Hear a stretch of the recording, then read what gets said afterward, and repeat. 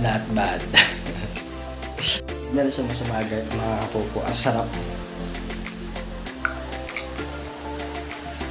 Pwede nyo rin siyang gawin. Hindi siya masama. Ang sarap. Parang inisip ko nag-order ako sa sa grabe. Thank you for watching. Dito sa ating Milktea. Next time video. Thank you ulit.